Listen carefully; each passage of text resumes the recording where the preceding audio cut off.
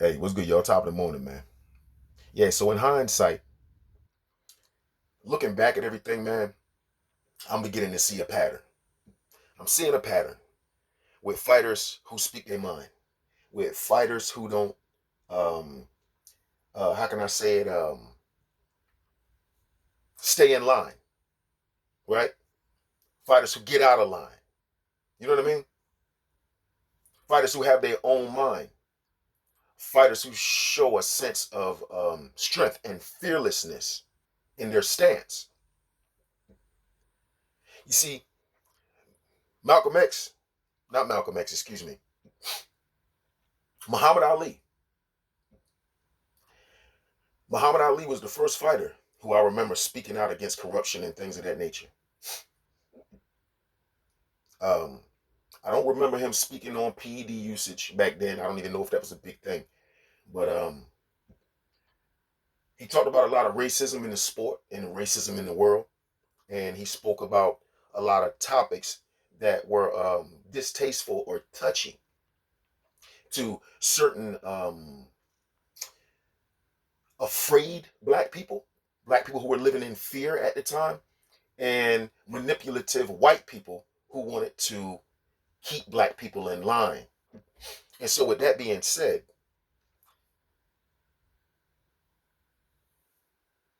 he of all the boxers, you got Michael J. Fox, who has Parkinson's disease. You got Freddie Roach, who has Parkinson's disease. And anybody else that I know that I've seen that was allegedly diagnosed with Parkinson's, we can understand what they're saying. Yeah, they shake a little bit and stuff like that. You know what I mean? Their nervous system is off. They stutter a little bit, but we can understand them. But it just so happens that Muhammad Ali is the only person in history that we know of or that is recorded of having Parkinson's, to the point that he can't even talk from it. And so, Muhammad Ali would go to different countries a lot. When you go to these different countries, you have to get certain immunization shots, right? Because our bodies wouldn't be able to handle the wild shit that's over there. Something as simple as I think it's called a tsetse fly, a tsetse fly, or a malaria mosquito, you know, or whatever type of mosquitoes. What they're used to over there would probably kill us. You see what I'm saying? And so we have to have something which is experimental that's supposed to strengthen our immune system, right? Um, just like they tell you the flu shot and all this type of other crap I do that's experimental as well. But it's supposed to strengthen your immune system so you will be safe. You won't fall victim to something, you know what I mean, as small as a mosquito bite. Even though, if you look up the most dangerous animals, mosquito is at number one. You know what I mean? It's just crazy. But with that being said, we all know that with every experimental thing, there are side effects. Now, a lot of people have gotten these immunization shots, and I have yet to see anybody who's got any of these shots not be able to speak years later. You know what I mean? So it's my belief, right? In my humble opinion, um, I strongly believe that he was administered something to place him in the position, or the position that he was in years before he died. Because if I'm not mistaken, you couldn't Muhammad Ali had been like that to where you couldn't even hardly understand him since like the mid 90s, bro. And it just got worse to the point he not just he couldn't say nothing. And I just don't believe that that's a coincidence, man. I don't believe that that's a coincidence. I just don't. I think I heard Fanon talking about it on his channel the other day, but I always had that belief because I've always been a big fan of Muhammad Ali since I was a child because I looked at him as a father figure. You know what I'm saying? So, no one can convince me otherwise that they did something to Muhammad Ali. I don't give a fuck. I don't have to have proof for certain shit. That's how they gaslight you. You know what I'm saying? They do shit sneakily, right? And they'll try to they'll attempt to make you look foolish to the public. Well, where's his proof? Oh, he's just a conspiracy theorist. Y'all listen, man. Pay attention to the wordplay. These rotten, evil motherfuckers use. You feel me? I'm just saying. It is what it is. What's understood ain't got to be explained. You know. Um, who do we have after him that spoke out that we remember? Deontay Wilder. Remember when he was talking to Radio Raheem about all the shit that black people got to go through, and Radio Raheem was staying in line like a good old boy. You feel me? Like a good old boy, like they want you to do. You'll never see anything happen with Radio Raheem as long as he acts and conducts himself like a scary ass inline type of Negro. Hmm? Hmm? He's not a threat at all. What type of threat is he? He's going to do whatever the people tell him to do. Am I lying? Hmm? Okay, so Deontay Wilder has a mind of his own, a voice of his own. He says what he has to say about certain things that he saw or sees that he may not like, and he says it unapologetically. And so I'm noticing that when black fighters display a certain level of strength and independence, I think it's kind of frightening to certain individuals, and they don't want individuals like that to start a trend. They don't want that trend of strong, confident black men, going around. You know what I'm saying? They don't want to have to deal with a bunch of strong, confident black men. So what they want to do is break that strong, confident black man down. And if they can do it publicly, that is the example that they want to set for other people. They will use that strong, black, confident man as an example of what not to do, the same way they do when they execute people publicly, right?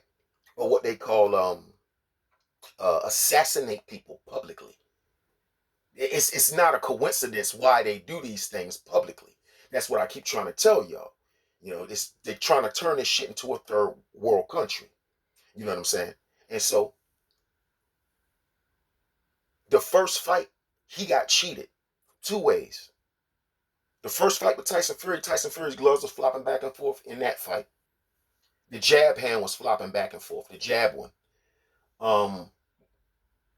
I don't know about that right glove, but the jab hand was flopping back and forth. His knuckles was down there near where the wrist's supposed to fucking be. You know what I mean? So he was basically hitting Deontay with bare knuckle.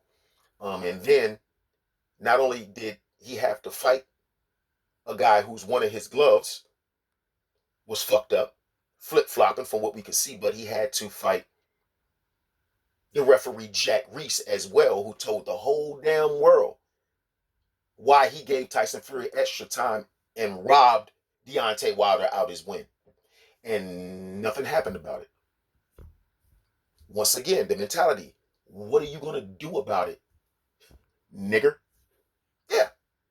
What are you going to do about it? What can you do about it, nigger? Yeah, without saying it. That's what they're saying. What are they saying then? What are they saying? What are they implying?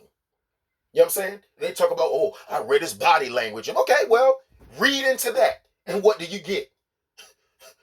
We come on, man. We ain't gonna play these stupid ass games. We all know what it is. People can act like they don't know what it is. You know what the fuck it is. You know what I'm saying? So he robs Deontay Wilder. I mean, tarnishes Deontay Wilder's legacy by robbing that man out that win. Then the second fight, leading up to the fight, in the talks, where, was it Max Kellerman, whoever, when they had the face-offs, Deontay Wilder talking about the spiritual stuff and his faith in God and this and that, and Tyson Fury telling him how he don't believe this or he don't believe in his God, and what he think that they got two different gods, which they probably do. But just, how can I say it? Talking about his black people. You know what I'm saying?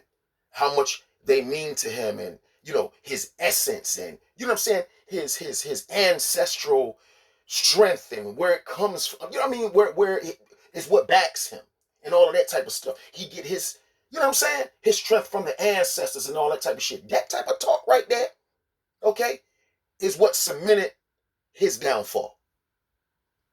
You can't talk like that with these people. You can't. I mean, you can, but you got to know that they're going to try something with you. They're going to try some bullshit with you to knock you down off that high horse that you think you own. Because that's how they view it. You an uppity nigga. And we got to bring you back down and put you in your place. Yeah. Yeah. Yeah. We got to remind you of who you are and all that type of shit. Yeah. Oh, abso-fucking-lutely. That's the exact mentality they have. Yes. Yes. It's nothing far-fetched about what I'm saying. I know. I know how it go. I don't think I know how it go. I know. In that regard, I know how it goes. Okay? So, it just so happened to be Black History Month. Deontay Wilder not looking right. He blinking his eyes all crazy and shit like that.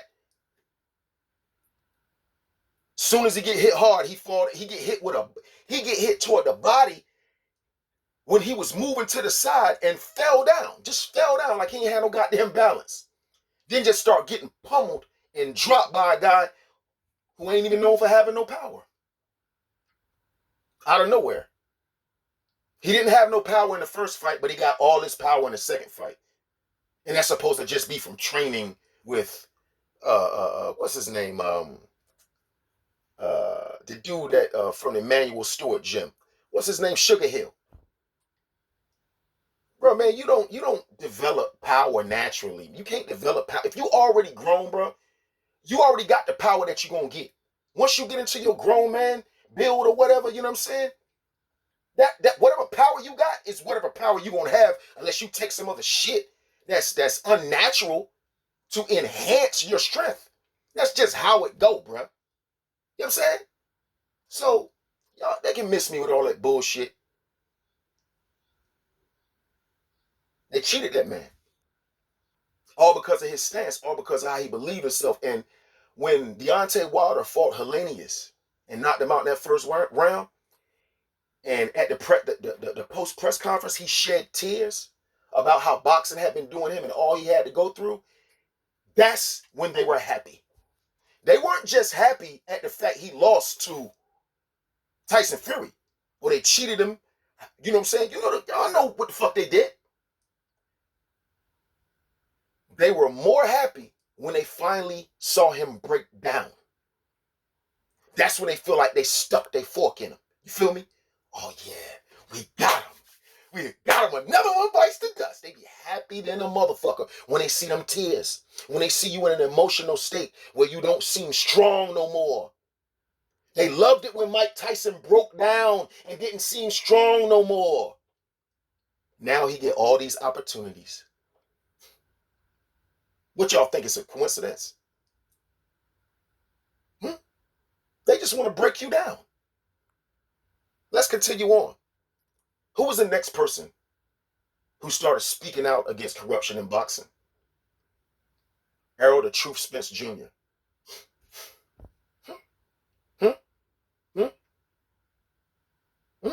I mean, what happened to Errol Spence Jr. immediately after he started speaking out against sanctioning bodies and corruption in boxing.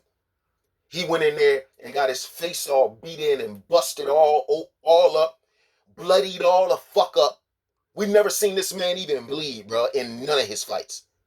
We never even seen this man bleed in none of his fights. And the only person we ever seen Terrence Crawford make bleed like that was David Avenesian when the Nevada Boxing Commission allowed Terrence Crawford to keep punching on that man with busted fucking gloves. And y'all gonna tell me there ain't nobody that's, of high importance backing Bud Crawford? You telling me that that's normal shit?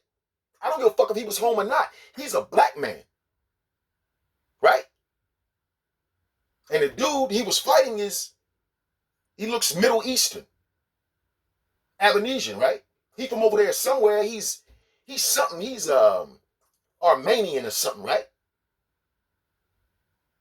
So whoever's backing this black man obviously is more powerful than whoever was backing him. And I've never seen no shit like that, bro. I never seen somebody's gloves bust, bro, and the fight don't stop until they change the gloves. You let the man keep fighting with gloves that are clearly defaulted. They have padding coming out the fucking gloves while he punching with them. Right after they told him to continue fighting, he knocked David Avenesian the fuck out, and you saw his nose and mouth busted. That's the first time I've ever seen somebody bloody like that. Next fight, Errol Spence, his face looked the same way. Next fight, Madrimov, no blood. Fight after that, Canelo, no blood. I mean, we still got that snack shit, but I'm talking about these gloves. And it's fucked up because I feel like he did Errol Spence the worst. He tried to do it to Avenesian, but the shit happened, to Madrimov, but they fixed him in the back. They gave him new gloves.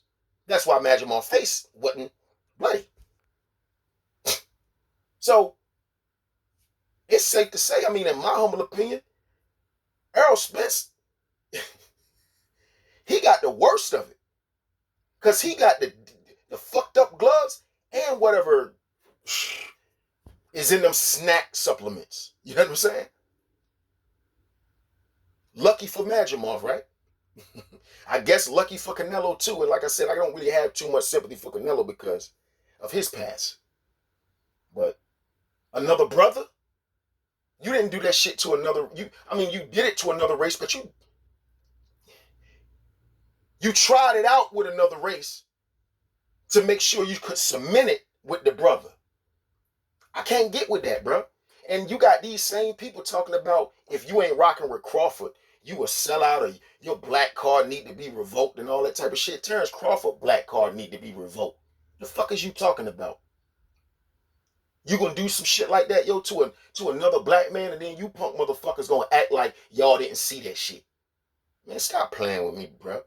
Once again, all y'all that want to talk that shit, can't none of you hoes answer why a fighter that's supposed to be so great needs extra shit from a drug cheat. A fighter that's already great. Fuck out my face, man. Anyway, with that being said, who was the last fighter that started speaking out about cheating in boxing and coming at Bud Crawford and things of that nature? Soon as he did it, how did his next fight with Lamont Roach look? Look at how all them people was trying to get his attention to get him off, off focus in the fight and all of that type of shit. You know what I'm saying? I'm not saying he had to pay attention to him, but nevertheless, why is y'all hollering at that man and shit like that? And why is it all those people's in his corner and shit? It just seemed like a fucking setup to me. You see what I'm saying? It just seemed like a fucking setup to me. Lamont Roach is taking this nigga's punches. Like they're not even phasing him. Moving up from 130, even though he fought at 135 before. That was years ago. You not affected by Tank's punches. Not at all. I'm just saying, I don't know, man. Y'all, they were saying Lamont Roach was a bum and this, He cherry picking Lamont Roach because all these other dudes didn't want to fight him. Lomachenko pulled out. You got motherfuckers talking about he ducked Lomachenko. And they know he pulled out the fight. But it's here nor there, man. If you're not great, they not talking about you. You know what I'm saying? So if they keep talking about you, you must be doing something right, man. So this is why I don't fault Tank for the moves that he's making, because they're going to cheat Tank. This is what they're planning to do. They probably already tried it with the Lamont Roach fight. I can't say for sure. I just know the shit didn't look right either. The way he was taking Tank's blows like that, but just Tank hit hard, bro. It just ain't, nah, bro. Shit just didn't look right to me. But hey, I'm entitled to my own opinion, just like y'all is. You know, if Tank continues to box, they're gonna cheat Tank. Tank's gonna get cheated, and he knows it. And y'all want him to be ignorant and not pay attention to the signs that he's about to get cheated or that they're planning to cheat him. You see what I'm saying? They're definitely planning to cheat Tank, especially if they know he's planning on retiring. So he might go in here, man, and get cheated by Jake Paul. We don't fucking know, but we'll see. We'll see. Regardless of what happens, they really don't want Tank, somebody from Baltimore that speaks the way he speaks, to retire with all that money and an O on his record, yo. They don't want that, bro. I'm trying to tell you, man. They don't want that shit, yo. The same way they cheat for Canelo and try to cheat for Canelo, it's going to be the opposite when it comes to Tank, man. You know? And I feel like, man, people really need to stop being so hard on that, man, yo. I don't understand how y'all can't see the play and what's going on. Everybody, every black man that speaks his mind, shows strength and confidence in his abilities and all that type of shit, right? Shows a lack of fear. They're going to tear you down, man. They going to tear you down. Look at Andre Ward. Andre Ward, I think he's Christian. He don't cuss, nothing like that. He don't act all bravado and all, you know what I'm saying? Like, he don't be hot, like when he went, I'm the man and all. He don't do none of that shit. Can't nobody beat me. And, he don't show no type of aggression. They're not threatened by somebody like Andre Ward. You know what I'm saying? Floyd Mayweather, see? He ain't no threat either. You know why? They say, oh, well, he's black. He talk ignorant. But look,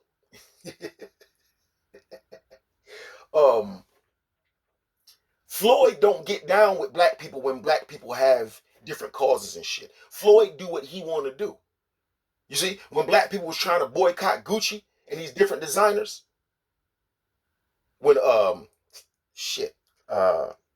don't know, it's like 3 years ago or whatever, black people was trying to, boycott Gucci and shit for some racist shit that was said or whatever, or some depictions of blackface or something, right? In regards to black people, it was disrespectful.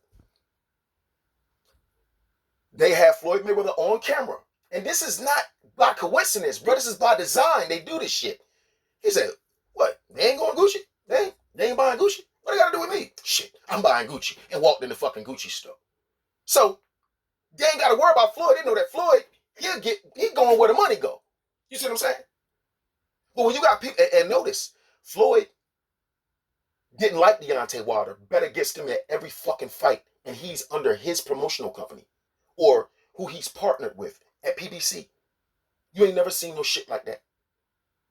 He ended up falling out with Tank. He ended up not really liking Errol Spence either, remember? Huh?